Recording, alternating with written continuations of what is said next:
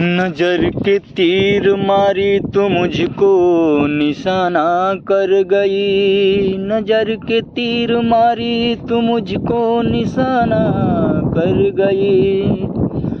और तू तो घर को चली और मुझको दीवाना कर गई। भोजपुरी गजल है। नैन बान से जे घायल हो जाई, नैन बान से जे घायल हो जाई।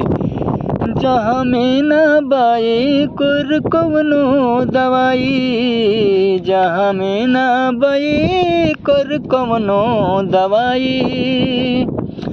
नजरिया के बान जे तान के चला दी, पर्वत से भारी हस्ती मिटा दी।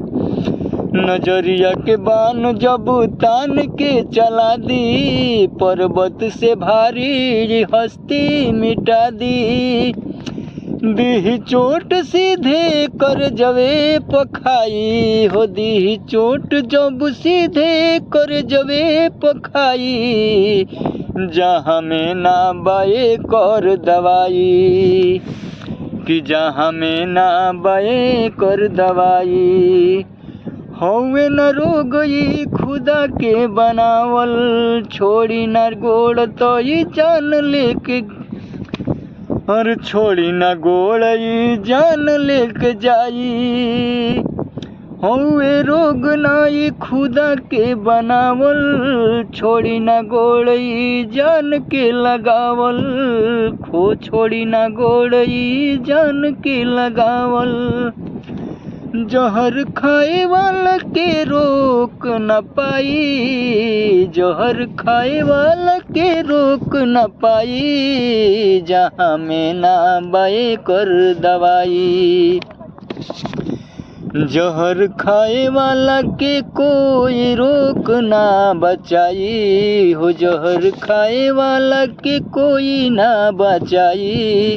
जहाँ में ना बाए कर दवाई, जहाँ में ना बाए कर दवाई।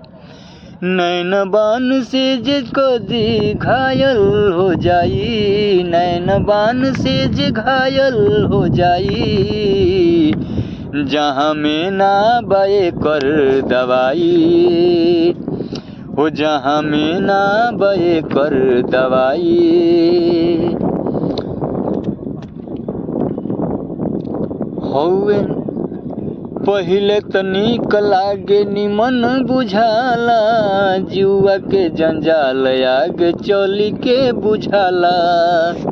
पहिले तनिक लागे निमन बुझाला, जीव के जंजाल आगे चली के हो जाला, जीव के जंजाल आगे चली के हो जाला। जगरम रहे हरदम आवे ना यूंघाई, जगरम रहे हरदम आवे ना यूंघाई। एकर ना बाट कवनो दवाई, जहाँ में ना बाट कवनो दवाई। नैन बान से जे घायल हो जाई, जहाँ में ना बा कवनो दवाई।